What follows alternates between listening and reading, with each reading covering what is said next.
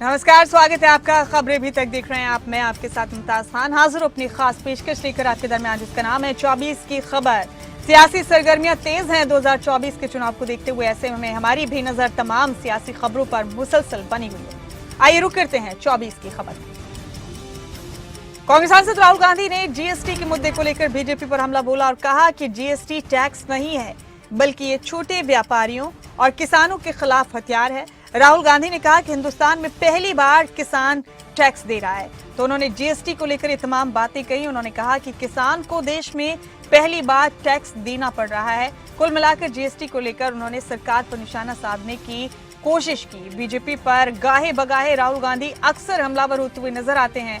इस बार उन्होंने जीएसटी को लेकर सरकार पर निशाना साधा और कहा कि ऐसा पहली बार है जबकि किसान टैक्स दे रहे हैं।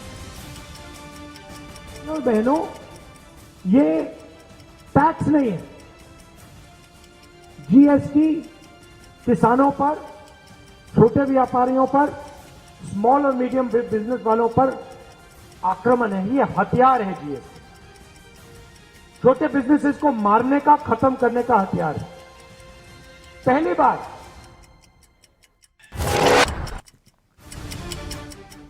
तेलंगाना में केंद्रीय मंत्री अनुराग ठाकुर ने एक जनसभा को संबोधित किया और कहा कि कांग्रेस हिमाचल और कर्नाटक में झूठी गारंटी देकर सत्ता में आई थी और एक साल के अंदर ही कांग्रेस और उसकी गारंटियां फेल हो गई।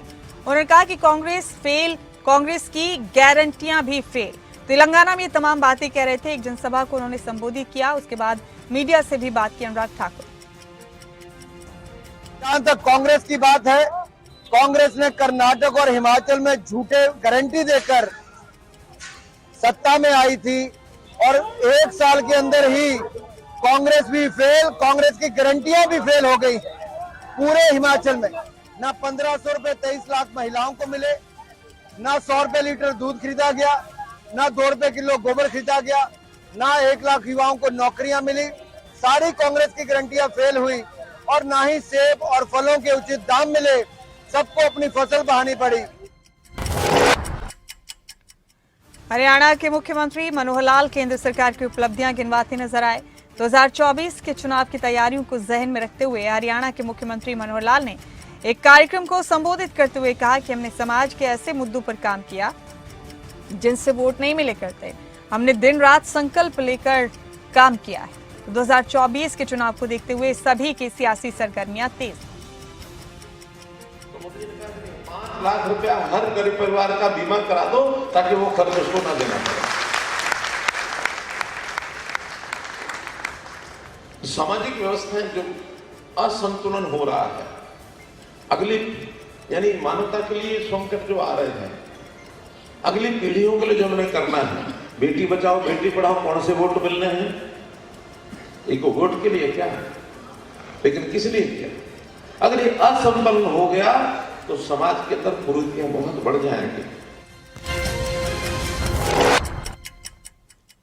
हरियाणा में लोकसभा चुनाव की तैयारी जोरों पर है।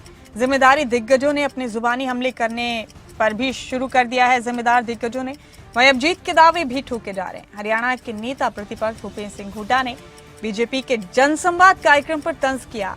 वहीं उन्होंने कहा कि आने वाले लोकसभा चुनाव और विधानसभा चुनाव में बीजेपी का सुपड़ा साफ हो जाएगा। उन्होंने यकीन जताया कि आने वाले चुनाव में कांग्रेस की सरकार बनेगी। वाले देख रहे हैं, इनकी नजरें आपके ऊपर हैं, इस प्रकार से है। और वैसे भी क्लोज डोर टाइप मीटिंग है, जनसंवाद ऐसे थोड़ा ही होता है, क्योंकि पब्लिक मीटिंग कर नहीं सके वो, इस वास्ते जनसंवाद कर रहे हैं।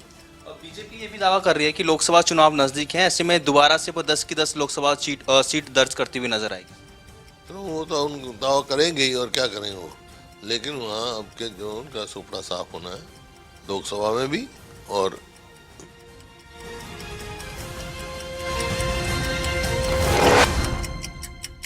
2024 के चुनाव को लेकर सभी अपना सपना साकार करने के लिए खूब मेहनत कर रहे हैं। जेजेपी भी अपनी किस्मत को फिर से आजमाने जा रही है।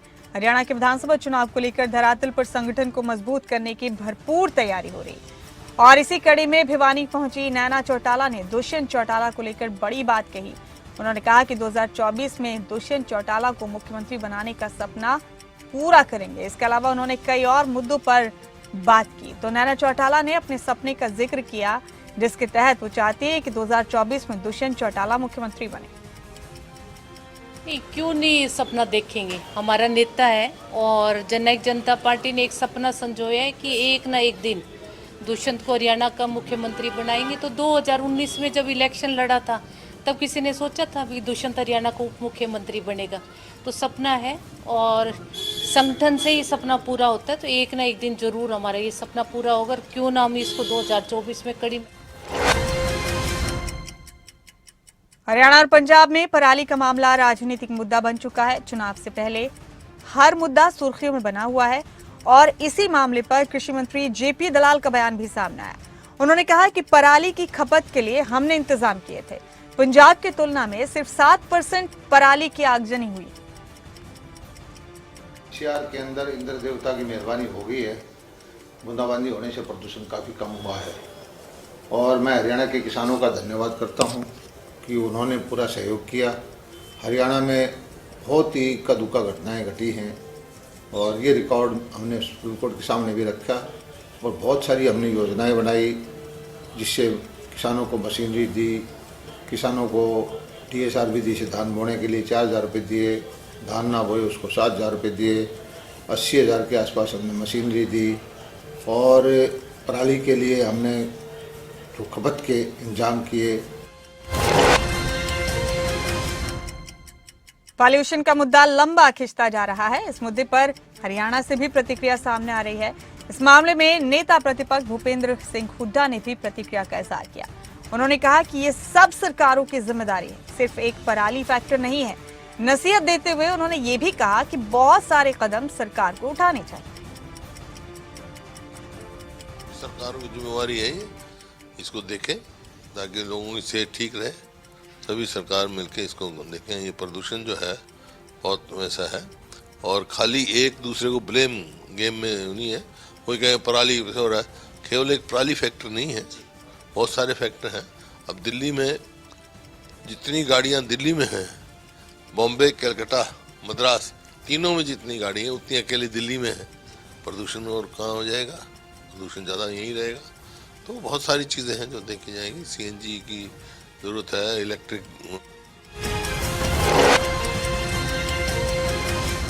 हरियाणा में गन्ने के रेट में इजाफा होने के बाद से विपक्ष सरकार के इस फैसले का भी विश्लेषण कर रहा है। कांग्रेस ने अपने कार्यकाल में गन्ने के रेट की तुलना की थी, वहीं अब कांग्रेस पर कृषि मंत्री जेपी दलाल ने पलटवार किया है। उन्होंने कहा कि कांग्रेस को सारे आंकड़े बताने चाहिए। कांग्रेस 5-5 रुपए के चेक देती थी, कांग्रेस को ये भी बताना चाहिए। तो इल्जाम तराशियों का दौर जारी। कांग्रेस को सारे आंकड़े बताने चाहिए कि वो 5-5 रुपये के चेक देते थे। उन्होंने जो है बीमा राशि कितनी दी थी वो बताना चाहिए। हमने 7,500 करोड़ रुपये दिए हैं। उन्हें प्रधानमंत्री जी के पैसे जो है वो 4200 करोड़ रुपये दिए हैं। हरियाणा सरकार से जो किसानों को 4,000 करोड़ रुपये खराबे के दिए हैं। हमने अपनी टाइम में लगभग 15-16 हज़ार करोड़ रुपये तो किसानों को दे चुके हैं। कांग्रेस ने 2,000 करोड़ रुपये नहीं दिए। बाजरे का भाव देखिए, सरसों का भाव। हरियाणा की राजनीति में एक सीट को लेकर खूब घमासान मचा हुआ है, लेकिन अब हिसार लोकसभा सीट की बात भी होने लगी। जेजेपी विधायक नैना चौटाला ने एक बार फिर से बीरेंद्र सिंह और बृजेंद्र सिंह पर निशाना साधा है। नैना चौटाला ने कहा कि MP उन्होंने क्या 4 चांद लगा दिए, तो उन्होंने दोनों बाप बेटों पर खूब निशाना साधा। तो हिसार लोकसभा सीट एक बार फिर से सुर्खियों में है। वीरेंद्र सिंह को करारा जवाब दिया है नैना चौटाला ने। डुमरका तक ही सीमित रहना हो तो वो बाप बेटा बैठे हैं ना, फिर वो MP बन के उन्होंने क्या 4 चांद लगा दिए। 5 साल मेंबर ऑफ पार्लियामेंट रहे। अगर कुछ हिसार पूरे जिले में कुछ किया हो तो मैं इस चीज़ की मतलब उनसे शपथ पत्र ले लेना चाहिए कि मैंने 5 साल में कुछ भी नहीं किया। और जो वीरेंद्र सिंह भी पीछे 5 साल तक मंत्री भी रहे हैं, MLA भी रहे हैं, उन्होंने डुमरखा में कुछ नहीं किया, दूषण कर रहे। तो शायद मुझे लगता है उनके एक बहुत बड़ी तकलीफ है इस चीज़ की। हरियाणा में आम आदमी पार्टी को लगातार घेरा जा रहा है। रोहतक में अरविंद केजरीवाल के दौरे के बाद से ही आम आदमी पार्टी को पहले से ही सक्रिय पार्टियां निशाने पर ले रही। अब नेता प्रतिपक्ष भूपेंद्र सिंह हुड्डा ने कहा है कि इनका आधार हरियाणा में नहीं है। आदमपुर में इनके 3,000 वोट आए थे। ऐसे में किस बुनियाद पर ये लोग हरियाणा में राजनीति करने आए? संगठन तो कांग्रेस का मजबूत है।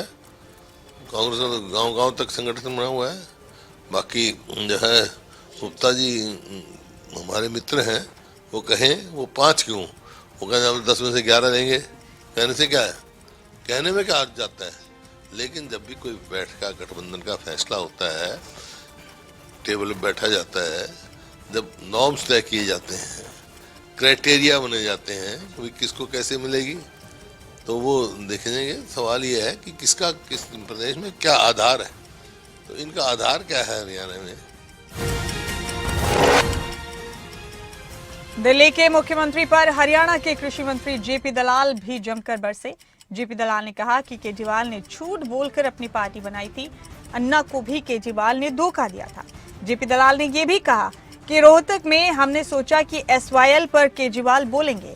केजरीवाल की पार्टी का हरियाणा में कोई जनाधार नहीं है, तो आम आदमी पार्टी इन दिनों पूरी तरह से अपने सभी सियासी विरोधियों के निशाने पर है। हरियाणा में जैसे जैसे चुनाव नजदीक आ रहे हैं, वैसे वैसे एक दूसरे पर इल्जाम रखने का दौर भी लगातार जारी है। अब आम आदमी पार्टी को घेरा जा रहा है। केजरीवाल जी झूठ बोल के अपनी पार्टी बनाई, अन्ना को धोखा दिया, कांग्रेस वालों को कहा, गालियां दी, बाद में जाके माफिया मांगी। रोहतक में आए थे तो हमने सोचा था कि वो प्रदूषण के बारे में कुछ बोलेंगे, हमने सोचा था कि एसवाईएल के बारे में कुछ बोलेंगे, एक लाइन भी उनको नहीं बोली। हरियाणा का किसान पूरी तरह से आक्रोशित है केजरीवाल जी की पार्टी का हरियाणा में। ऐसा लगता है कि 2024 में हरियाणा में पॉल्यूशन का मुद्दा बड़ा मुद्दा बनने जा रहा है। हरियाणा के कैबिनेट मंत्री कंवरपाल गुर्जर आम आदमी पार्टी पर जमकर सियासी वार करते नजर आए। इस मामले पर उन्होंने कहा कि उनका एक अलग ही स्टाइल है। उन्होंने कहा कि इससे पहले केजरीवाल पंजाब पर आरोप लगाते थे, लेकिन अब आम आदमी पार्टी की सरकार है तो खामोश है। उनका वो किसी चीज में कह सके। अब जो घटनाएं जो देखी गई है सैटेलाइट से, पंजाब की मारे से कई गुना ज्यादा है, कई गुना ज्यादा। वैसा डबल डुबल नहीं है, कई गुना ज्यादा है। लेकिन उन्होंने दिल्ली के बारे में ना पंजाब के बारे में कुछ नहीं कहा अभी तक, क्योंकि वहां उनकी सरकार में। अगर इससे पहले आप देखो जब कांग्रेस की सरकार थी, तो यही केजरीवाल जी थे जो हरियाणा के ऊपर आरोप लगाते हैं, साथ पंजाब के ऊपर। मेरा मानना ही है कि ये आरोप प्रतिरोप लगाने की कोई चीज़ नहीं है, ये समाधान करने की। हमने समाधान किया, हमने प्रयास किया, और मैं समझता हूँ कि हमने। हरियाणा में आम आदमी पार्टी अपने आप को मजबूत करने की कोशिश कर रही है। हरियाणा में सुशील गुप्ता के कंधों पर जिम्मेदारी है कि वो कैसे आम आदमी पार्टी को अपने कदमों पर खड़ा कर सके, और यही वजह है कि अलग अलग मुद्दों को लेकर सरकार को लगातार घेरा जाता है। इस बार नशे के मुद्दे पर सुशील गुप्ता ने हरियाणा सरकार पर जमकर भड़ास निकाली। नमस्कार। हरियाणा के अंदर नशा हर गली मोहल्ले में खुला दिखने लगा है। चिट्टे का नशा हो, चाहे शराब का नशा हो, चाहे दवाइयों के माध्यम से अलग किस्म के नशे हो, परंतु नशे के कारण दुश्मनियां भी बढ़ गई। सिरसा जिले में हमारी आम आदमी पार्टी की जिला पार्षद संदीप कौर की जेठ 35 वर्षीय कालाराम को चिट्टे के नशे का विरोध करने पर जान से मारा। राजस्थान के मुख्यमंत्री अशोक गहलोत ने विधानसभा चुनाव को लेकर बयान दिया और कहा कि बीजेपी के पास कांग्रेस के खिलाफ बोलने का कोई मुद्दा नहीं, इसलिए बगैर मुद्दों के मुद्दा बना रही है। तो एक दूसरे पर इल्जाम रखे जा रहे हैं, और अशोक गहलोत ने बीजेपी को घेरते हुए कहा कि क्योंकि बीजेपी के पास कोई मुद्दा नहीं है, लिहाजा बगैर किसी मुद्दे के बात कर रही है कांग्रेस के खिलाफ। तो मैं समझता हूँ ओवरऑल मिलाकर देखें कि बीजेपी बारे में कोई इश्यू नहीं है खिलाफ बोलने का, नॉन इश्यू को इश्यू बना रहे हैं, और अब वो समझ गए कि हमारी दाल गल नहीं रही है, हम इनको जवाब दे नहीं पा रहे हैं। पहले 10 गारंटी हमने इम्प्लीमेंट कर दी, सरकार की साख जमी, अब 7 गारंटी की हमने बात करी है, उससे और वो घबरा गए हैं। घबरा करके अब वो जो आरोप लगा रहे उस पर मैं जाना नहीं चाहता, उनमें कोई दम नहीं है, ये बात मैं कह सकता हूँ।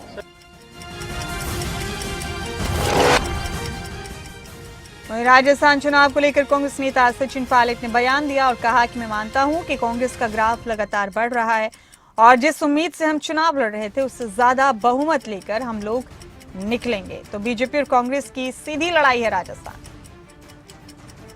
चुनाव अभियान की बात है, बहुत अच्छा अभियान चल रहा है और जो रिस्पांस लोगों का मुझे मिल रहा है, मतदाताओं का, कार्यकर्ताओं का, वो बड़ा उत्साहित है और मैं ऐसा मानता हूं कि लगातार कांग्रेस का ग्राफ बढ़ रहा है और जिस उम्मीद से हम चुनाव लड़ रहे थे उससे ज़्यादा बहुमत लेकर हम लोग निकलेंगे, ऐसा मैं मानता हूं।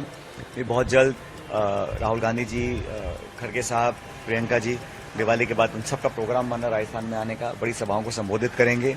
हमारा कैंपेन बड़ा पॉजिटिव है। हमने जो घोषणाएं करी हैं, जो जन कल्याण की हमने बात रखी है, उसको पब्लिक पसंद कर रही है और कैंडिडेट्स का, जो कांग्रेस के कैंडिडेट्स हैं, उनके प्रचार में लगातार भीड़ आ रही है। आपने देखा होगा नामांकन के दिन जिस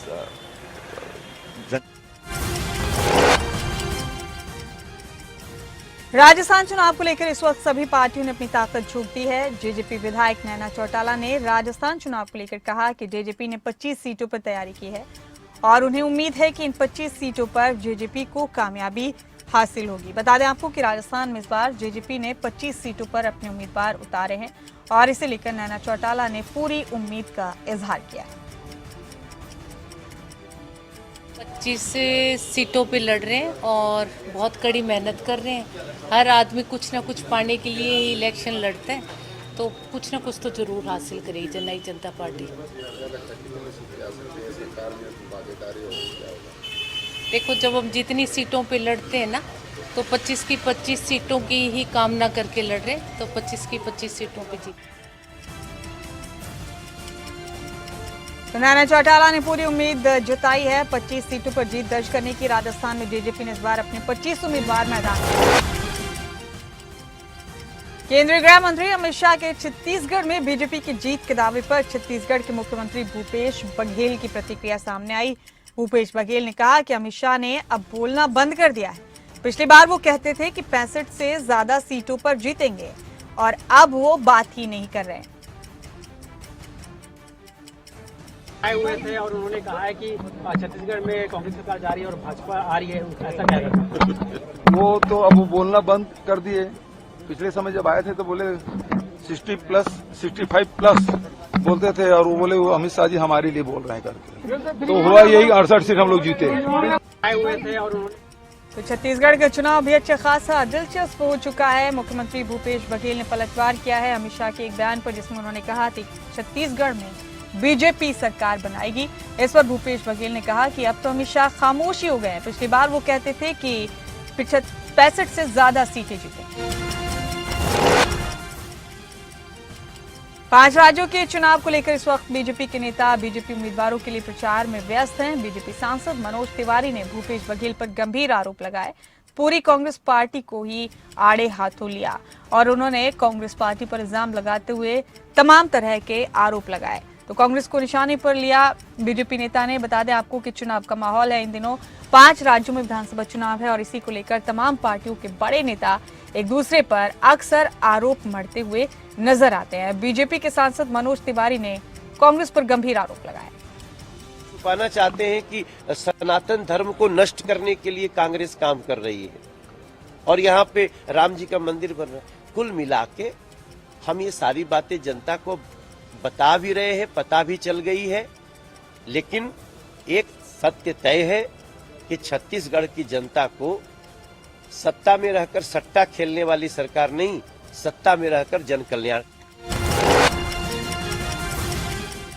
मध्य प्रदेश के मुख्यमंत्री शिवराज सिंह चौहान ने बालाघाट में एक जनसभा को संबोधित किया और वादा किया कि सरकार बनने के बाद हर भाई बहन जिसका कच्चा मकान है उनको पैसे देकर पक्का मकान बनवाएंगे। बता दें आपको कि चुनावी माहौल है, ऐसे में हर किसी की तरफ से वादों की झड़ी लगाई गई है। तो मध्य प्रदेश के मुख्यमंत्री शिवराज चौहान ने भी एक जनसभा के दौरान कहा कि जिन लोगों के कच्चे मकान हैं उनके मकान पक्के बनवाए। भाई बहन अभी ऐसे रह गए जिनके मकान कच्चे हैं, बोलो सही बात है कि नहीं? जगह जगह मिलते हमारा तो टूटा मकान है, कच्चा मकान है, पीएम आवास योजना में नाम नहीं आया। तो सुनो, हमने बना दिया मुख्यमंत्री लाडली बहना आवास योजना, आवेदन भरा लिया। प्रदीप जी यहाँ भी भर गए, इस चुनाव के बाद सरकार बनने के बाद क्रमशः हर भाई बहन जिसका कच्चा मकान है उसको पैसा दे।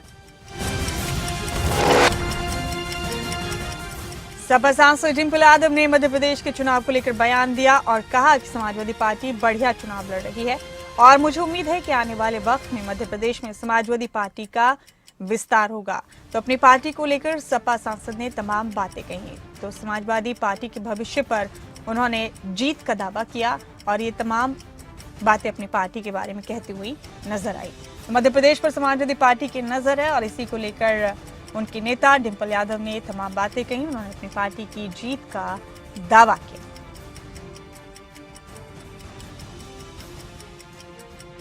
नहीं, समाजवादी पार्टी बढ़िया चुनाव लड़ रही है और मुझे पूरी उम्मीद है आने वाले समय में मध्य प्रदेश में समाजवादी पार्टी का विस्तार होगा।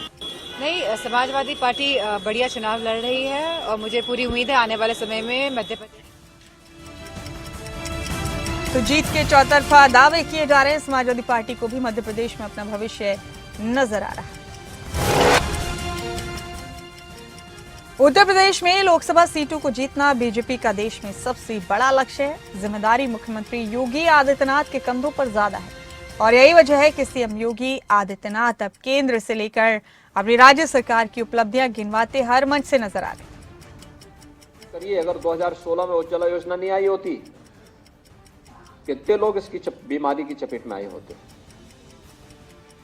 बहुत सारे लोगों के जीवन को बचाया है उज्ज्वला योजना ने और उनको एक स्वस्थ राह पर चलने का एक मार्ग भी दिखाया है उज्ज्वला योजना ने।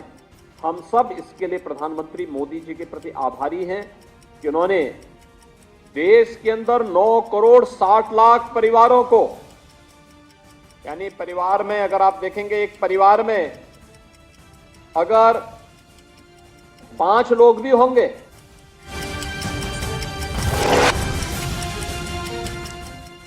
केंद्रीय राज्य मंत्री कृष्णपाल गुर्जर ने केंद्र की मोदी सरकार की जमकर तारीफ की।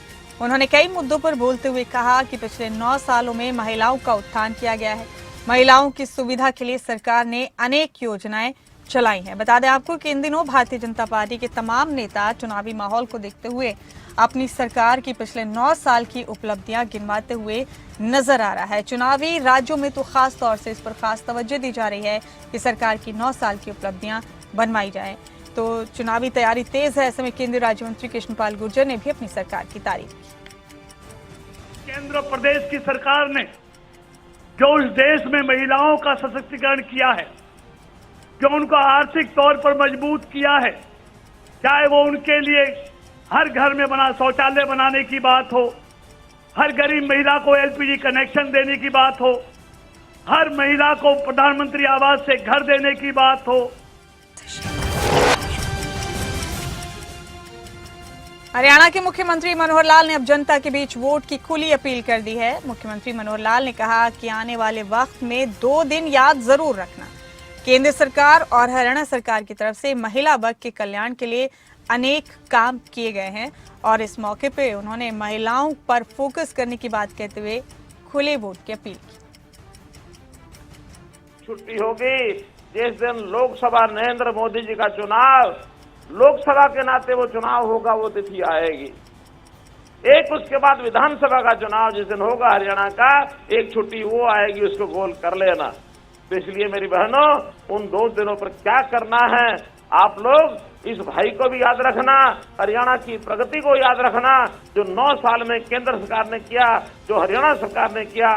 बहुत ऐसे काम महिलाओं के लिए हमने किए हैं। छुट्टी